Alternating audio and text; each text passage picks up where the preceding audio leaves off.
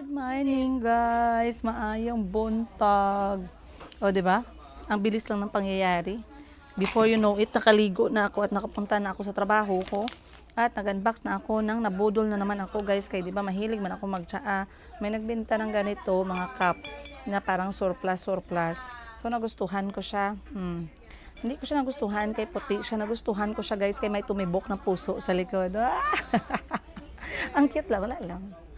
Ito na ng mga kaligayahan ko, guys. Ibigay nyo na sa akin to. Huwag na kayo maging bitter. Huwag kayo mag-alala, mura lang to. Parang nasa 50 lang siguro to, 75 pesos. Okay na. Ang cute, no? Para siyang cute na puwet. Pero puso yan siya. So, actually, dalawa yan. Kasi kahit wala tayong couple, i-couple ko pa din yung sarili ko. Cheers! Diba? Ang cute, guys. Nakitan lang talaga ako sa puso niya na faded pink. Hindi man ako masyado nag-hoard talaga. Hindi ako nag-hoard. Ayoko ng hoarding. Hindi ako nagabili ng mga gamit. Hindi kailangan. Pero dito talaga napabili. Talaga ako kay yung cup ko naga-yellow na. Kayo know naman how much ako naga-tsaa, guys. Hala. Kulang lagi. Hala. Kulang lagi to. Nasaan yung isang cup? Ito lang dumating. Okay, ang next natin na nabili ay etong isang cup na to. May magsabi sa akin, ma'am, applicable naman yan, ma'am, sa Halloween. Hindi, guys. Kaya minsan, feeling ko kailangan kong patawanin yung mga anak ko. Mga araw, ginasabi nila ako, I'm rude, I'm bad manners. Ginasabi nila, I'm greedy, kaya gikain ko yung balot ni Chico na pinahawak niya sa akin na hindi ko alam na pinahawak niya lang pala. Kaya hindi ko naintindihan ang sabi niya, guys. Puno ang bunganga niya ng balot. Tapos sabi siya, hindi ko naintindihan. Akala ko sabi niya busog na siya. So gikain ko yung balot, guys. Pagbalik niya, galit na galit sa akin. Kaya bakit ko daw ipakialaman ang balot niya? Ipahawak niya lang. Ngayon, kisabihan niya ako na dalok-dalok daw ako. Greedy daw ako, guys. So bumili ako ng I'm a bad witch. I'm a bad witch cup. Ay, ang cute! Ang cute, guys. Hindi siya perfect talaga. Kita nyo, parang crooked siya. Tama talaga. Sumabay talaga siya sa... Bakit ganito yung kanyang picture? Hindi man ito witch yung picture niya. Parang pispis na unggoy. Parang unggoy na nagkaroon ng pakpak. But, meron nakasulat, I'm a bad witch. I'm not a good witch. I'm a bad witch. Magustuhan to ni Chico at saka ni Calvi talaga.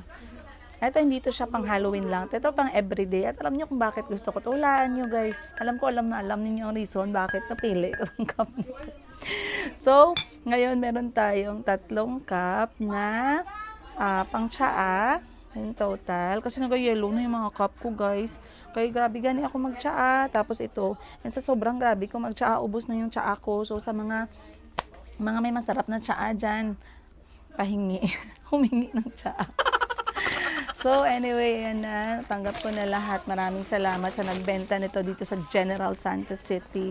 And today, magsisimula na yung aking araw kasi magbebenta na ako ng 18 karat Saudi gold. At bago ang lahat, ilalagay ko muna kayo sa baba. Sana hindi kayo mabasag. Ayan. Yung nag-couple mag ka pero wala kang ka-couple. Who said? Sino ba nagbigay ng policy, ng rules and regulations na mag-couple ka lang kung may partner ka? Kahit wala kang partner, couple mo yung sarili mo. So what? Pakialamanan dito, guys. So, ilalagay ko lang to sa baba. Ayan. So, eto na yung ating bagong mugs. I'm so happy with my purchase. Maraming salamat. Lagay ko lang dito sa gilid. At bago ako... Aray. Okay. So, magsisimula na tayo sa ating live selling ngayon. Pero bago ang lahat, mag-comment muna ako dito. Kaya may mga nag-comment pala dito. Bago lang gani ako nag-upload ng video, may nag-comment na dito, guys. So, gusto ko sagutin yung mga sagot nila. Sana all sagutin ang sagot, no? So, maayong buntag sa inyong lahat. And let me take this time para i-promote ang ingay naman ng customer. So, let me take this time para i-promote yung aking mga binibenta na non-tarnish from Denmark. So, as you can see, maraming nag-appreciate ng aking teardrop na earrings. Ayan po yung aking teardrop na earrings. And this one, alam ko, pag tinabi mo siya sa 18 karat gold, hindi talaga siya halata masyado. But this is non-tarnish, hypoallergenic from Denmark or from Europe. At ang suot ko ngayon ay one-sided. At ang rule ng one-sided, kapag nakasuot ka ng one-sided top or dress, hindi mo kailangan ng necklace, hindi mo kailangan ng maraming mga accessories. Pero, it would be nice.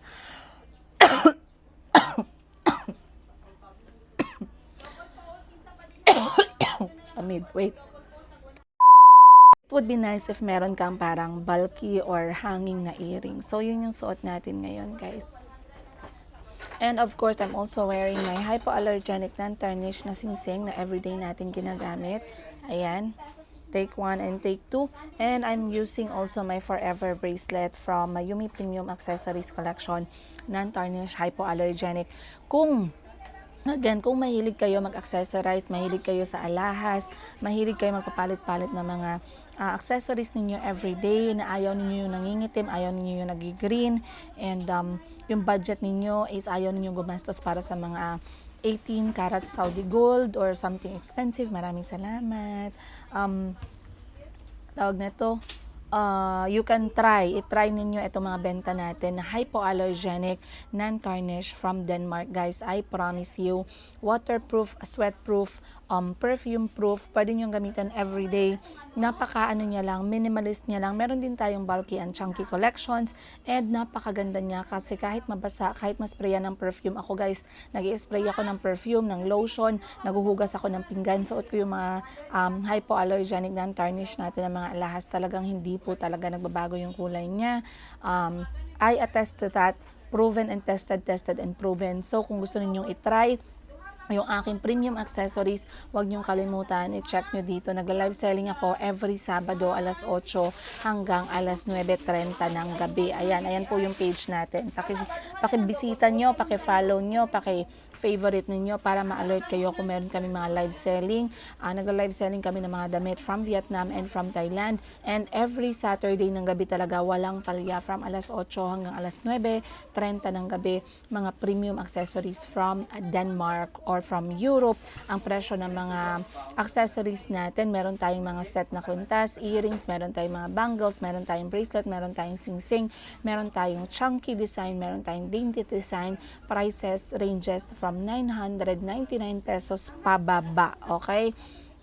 Again, 999 pesos pababa. So ngayon, magbebenta na naman ako ng 18 karat Saudi gold. Magla-live selling muna ako. Iniwan ko yung mga anak ko sa bahay kasi kailangan ko pong maghanap buhay at hindi naman 1 milyon ang sustento ni Mr. Yiga. So kailangan nating punan kasi kung lagi lang tayong aasa lang tayo sa sustento ni Mr. Yiga, ay hindi ko ma-sustain lahat ng kailangan bayaran kasi nagbabayad ako ng bahay, nagbabayad ako ng aming isang sasakyan ng mga anak ko, nagpe-prepare ako para sa mga gastusin sa pag-aaral ng mga bata, insurance ng mga bata, health insurance nila, kasi syempre wala naman akong savings, guys. At least yung health insurance ng mga anak ko, yan yung sasagot if ever na magkasakit sila, kailangan nilang mga hospital.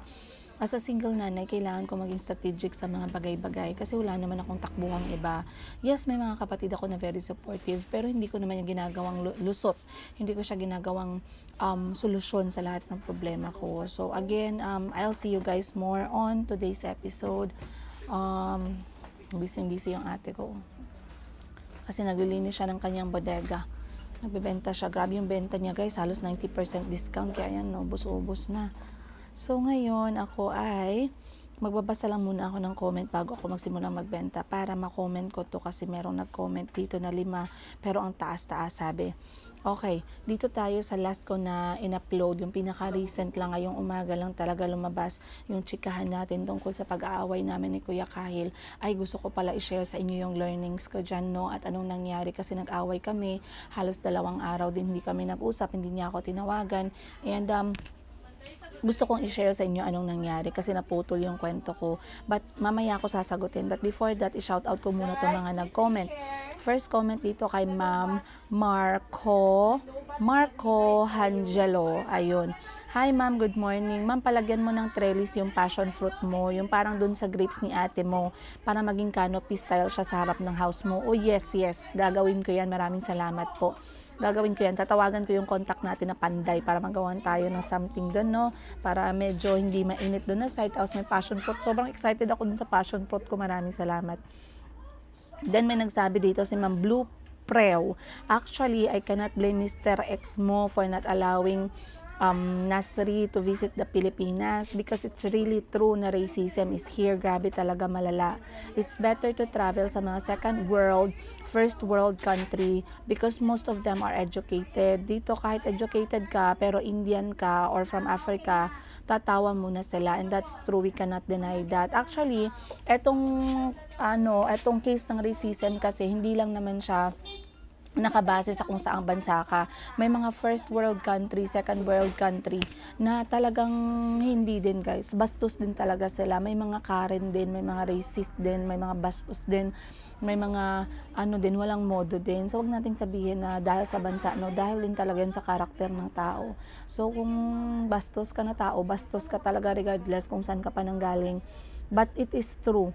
Talamak pa din talaga yung racism. Pero sabi ko nga, no, sa mga bata, sa mga anak ko, wala namang nagatrato ng ganyan sa mga anak ko.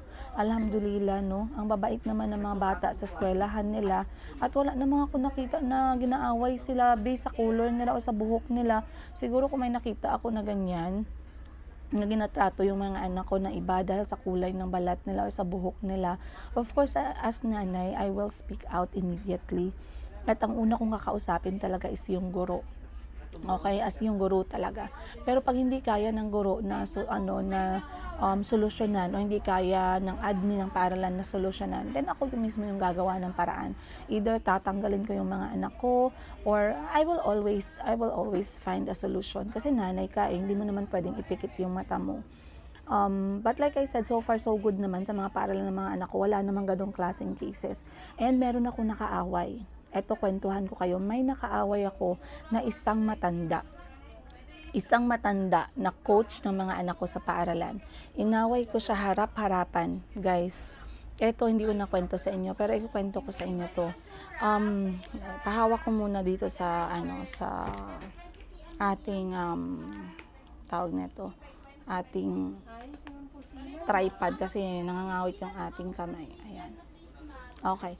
So, etong kwento na to, nangyari to last year. Hindi ko sasabihin kung saan ang location. Basta ang gagamitin ko dito is mga matanda para sa adults na nandun. And para sa anak ko. Hindi ko na sasabihin sino sa mga anak ko. Pero may nakaaway ako. Hindi naman away na away. Pero I looked at the adults straight into the eyes. Ganito ang nangyari. Nagkaroon ng activity yung anak ko, okay, sa isang lugar. And then, merong mga adult na naka-in charge para magturo sa mga bata. Sa grupo ng mga bata na to, isa yung mga anak ko dito. Nagkataon na nanonood ako ng ginagawa ng mga bata. Hindi sila aware na ako yung nanay ng pinagbibiruan nila or pinagjo-joke nila.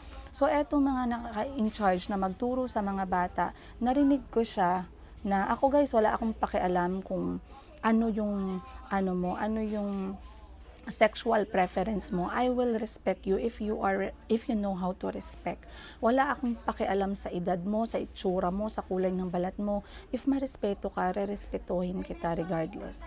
So ngayon, etong adult na to, isang grupo sila naka-in-charge sa mga bata. Tinatawanan nila yung isang anak ko. Binibiro niya yung kasama niya na isang adult din. Sabi niya, "Oy, kamukha mo, baka ikaw ang tatay," gumaganon, ha? Siguro ang binibase niya is yung buhok or yung kulay ng balat.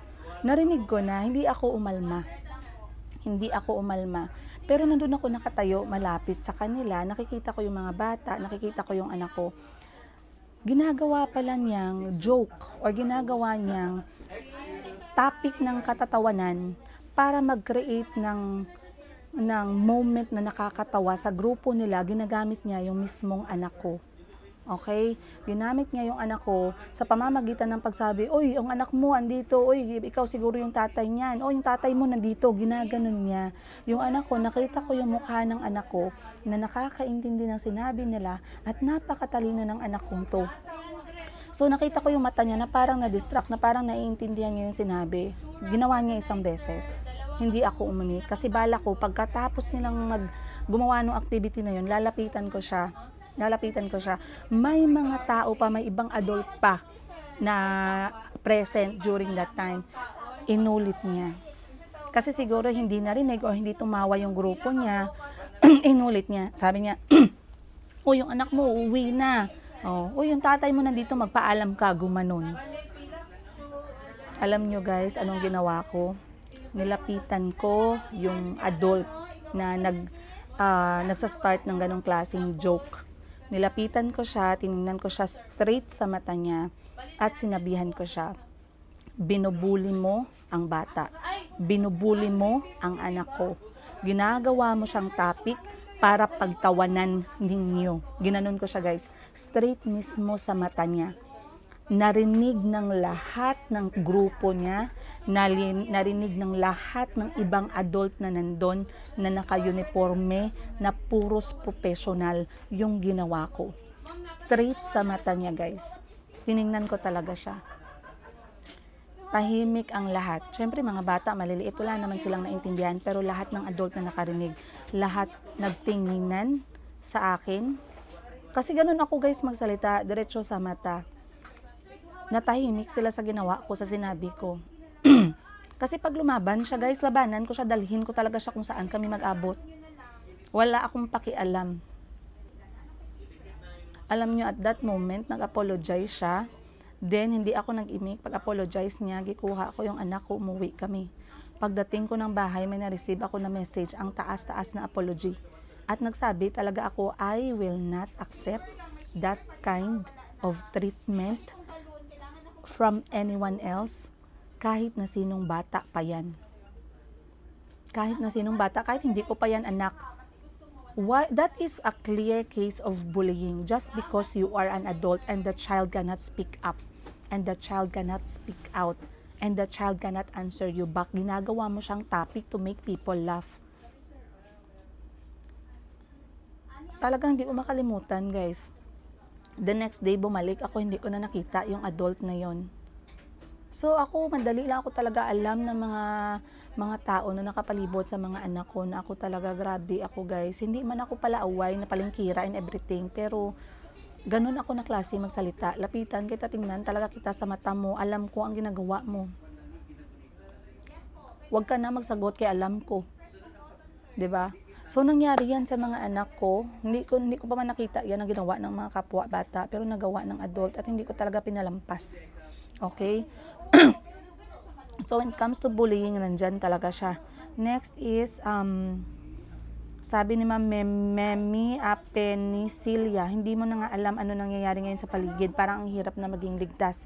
Kahit sa mga bata, marami na ang mga nagabuang-buang. Sorry po. Totoo naman talaga yun. Sabi ni Ma'am Annie Mecate, maayong buntag Miss PJY, maayong bungkag sa tanan. Naging naging tagline na, no? Wow, so true ba ito, PJ? Hopefully, sabi ni Ma'am Isabelita, hopefully, true. Anyway, Filipinos are full of hospitality. Wala namang masama, maging masaya ang mga bata at malapit ulit ang mga bata. Kay Mr. Yiga, tanggapin na siya sa Pilipinas, sabi ni Ma'am. Parang hindi pa yata natapos ni Ma'am, nag-comment na siya.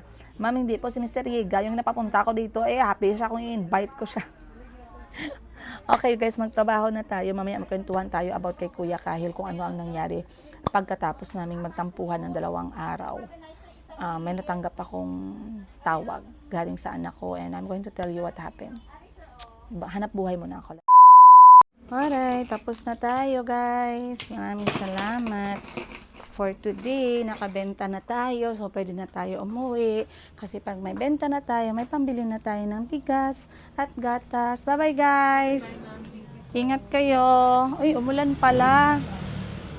Kasi meron na tayong pang bigas, pang gatas. Grabe, ang hirap din maging single parent, no? Single mom. Kasi imagine, bukod sa pag-provide sa mga anak ko, ang dami ko pang kailangang gawin na responsibilidad. Proteksyonan sila. Akin pa yun, protection. Diba, dapat yung safety nila, at least, hindi ako yung, yung pag-provide. Ako na nga sa pag-provide. Ako pa sa security. Ako pa sa safety ng mga bata. Ay, Kaya, hindi siya madali. Pero, like I said, God has been, aray ko, God has been good sa buhay namin ng mga anak ko. Kaya, wala naman tayong kailangan ireklamo. But, I'm just trying to say, guys, na maswerte pa din ako talaga. Ayun. So, tapos na ako maghanap buhay. Time check natin, alas 3 ng hapon, gabi pala. Ay, hapon. Ayan, alas 3 na po. And nakatanggap ako ng imbitasyon sa kapatid ko at mga pamangkin ko na magbe-birthday sila doon sa may parang swimming pool. So, iniimbitan niya yung mga pinsan niya, si Chico, si Calvi, tsaka si Mayumi. So, susunduin ko sila sa bahay pagkatapos ng trabaho ko. But, bago ko makalimutan, gusto ko ikwento sa inyo nung nangyari. So, nag-away nga kami ni Kahil ng 2 araw kasi nga nagkaroon siya ng ugali na kapag tumatawag sa phone, hindi siya nag-goodbye ng maayos. And sunod-sunod na yon na parang bakit ganun, 'di ba? Very disrespectful. So sabi ko sa kanya, you have to practice humility because if you're not humble and you are not calm, you cannot think kung ano yung kailangan mong gawin. So sa 2 days na yon, talagang tiniis ako ni Kahil. Ang tiniis ko din talaga siya kasi I will never accept disrespectful yung hindi ka nagrespeto lalo na sa akin o sa papa mo, sa lola mo, mga ganun. So after 2 days, finally nagring yung cellphone ko, tumawag si Kuya Kahil. And I did not say anything, I kept quiet. And then nagsabi siya sa akin, sabi ko sa kanya, yes, is there anything you want to say? And then doon siya nagsalita na, I'm sorry ma'am. Sabi ko, sorry for what? I'm sorry for being rude and disrespectful. And by this time, nararamdaman ko na nakalmado na siya, na ready na talaga siya, na na-realize niya na kung bakit ako nagalit sa kanya. And sabi ko sa kanya, why were you being disrespectful? Bakit ka rude? Sabi niya, he was having a bad day. But it's not an excuse, na may bad day ka and you are treating me like that or anyone like that. If you are not ready to speak and you're having a bad day, excuse yourself properly. Sabihan mo ko na, Ma, I had a bad day today. I really don't want to speak about it. I am quite tired. Is it okay if we talk tomorrow? Okay lang, kasi I know, ganyang edad, kailangan mo na dahan-dahan bigyan ng space. So, hindi naman ako namimilit sa anak ko, guys, pag sinabi niya sa akin na, Ma'am, I'm not really in the mood to talk right now. I had a bad day. Ganun, naintindihan ko kasi, diba, ikaw, pag bad day ka, minsan ayaw mo naman na kinakausap ka. The same lang yun. I know he will come to me when he's ready to talk. So, he told me that he had a bad day, na kaya ganun ang ugali niya. Sabi ko, no, I will not accept that. I don't deserve to be treated like that. And anyone is not deserved to be treated like that. Plus, it's not an excuse na masama yung araw mo, or galit ka, malungkot ka, gutom ka. You are treating people in a disrespectful manner. So, nawala na yun guys. Pagkatapos niya mag-apologize, okay, apology accepted. What are we going to remind ourselves next time? To be respectful, to calm down, to be humble. I'll try not to make this happen again, ganun na. And then, kumalma na kami agad, tawa-tawa na kami. Pinakausap ko na siya lahat sa mga kapatid ko. Greet your Tito Jinjin, greet Lola, greet Mami Wiwi.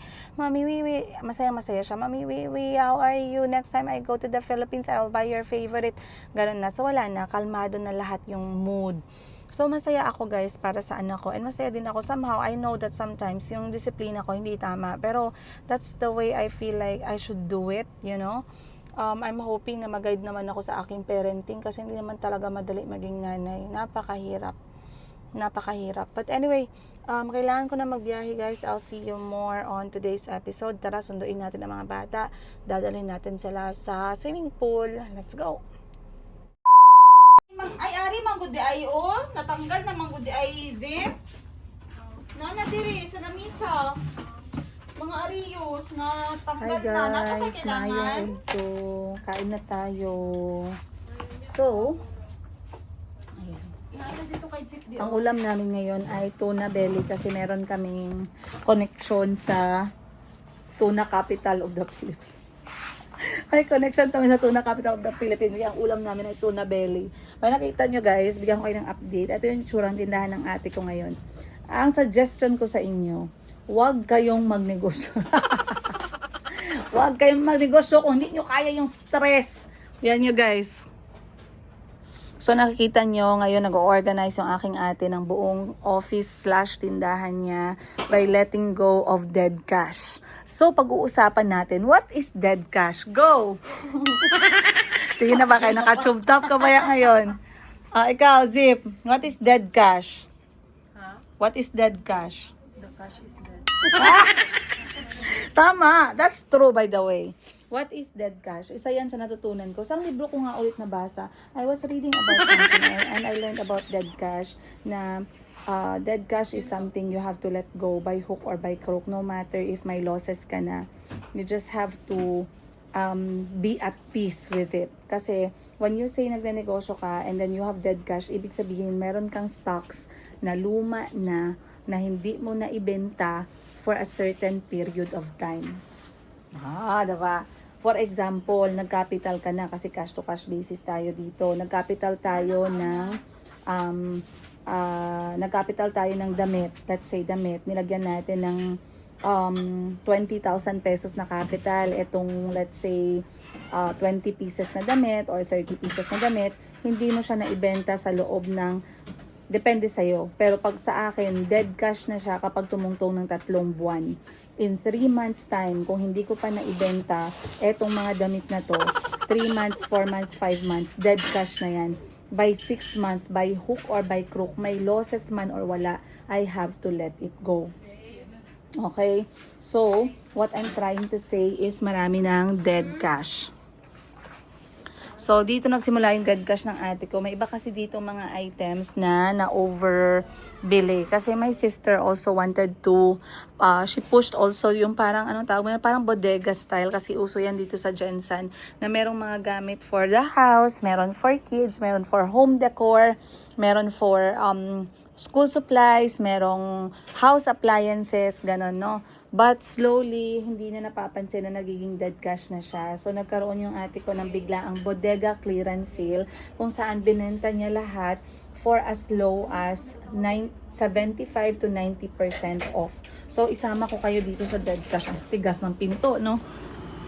So, dito may mga dead cash yung ate ko dito. Bigyan ko kayo ng sample. Ano bang mga items yung nag-dead cash dito sa ate ko? Unang-una, nag-stock siya ng marami nito. Ito yung inflatable balloon na pwede mong ibigay during events. Pwedeng birthday, pwedeng graduation, pwedeng Valentine. So, marami siyang stock nito. And naging dead cash na siya. So, now they are letting go for 25 pesos each. Imagine. Plus, dito tayo na side. Meron ding dead cash dito. Ano ba to? Electric shaver. Best for lining and shaping. Powerful trimmer. Close cutting. Professional electric hair clipper. Electric, parang gusto ko to. Parang kailangan ko to para sa mga anak ko. I would like to cut my children's hair. Na ako lang talagang gugupit. So, naka-sale din to. I think 250 pesos na lang siya from 700 plus or something like that. Ito naman, this is an educational toy. For 450 pesos down to 250 pesos na lang. Then, meron din siya ditong cellphone protector, water protector. Meron din siya dito. Madami guys, meron din dito mga LED light. Hindi siya chargeable, battery operated siya. But I think it could work, you know. Sa kusina, mga ganun, sa bahay-bahay, sa labas ng bahay, I would love to get one of this. And then, meron din siyang mga phone cases. Itong phone cases, magagamit ko to. Kailangan ko ng iPhone 13 dyan. So, madami pa. Nakabili din ako dito sa ate ko, syempre. Nakabili ako ng ganito, guys. Placemat in copper, ano ba to? Rose gold. Meron siyang silver, meron siyang copper, and meron siya, ano pa yung kulay, yung isa niya, basta 4 yan siya. So, ganito kadami yung na-imbak ng overtime. Hindi na napapansin kasi hindi nabigyan ng atensyon ng ate ko. But right now, they are trying to let go of the things that they have. Ito nga, merong bathroom shelf, 200 pesos na lang. Ayan. Madami ditong kailangan i-let go. Meron pang remote control holder. So, nako, ang dami naman pala nito. So, yan yung sinasabi ko sa inyo na kailangan talaga asikasuhin. Pag may negosyo ka, hindi talaga all the time na meron kang profit. Sometimes, meron talagang losses. You just have to accept that. No? And, ang dami ko palang lalakarin ngayon. So, anyway, I want to say goodbye you guys for this episode kasi meron akong pupuntahan. Ngayon, mamaya ako na lang kayo tsikahan, ha? Kasi concept natin mag-aalauna na. So, let's go.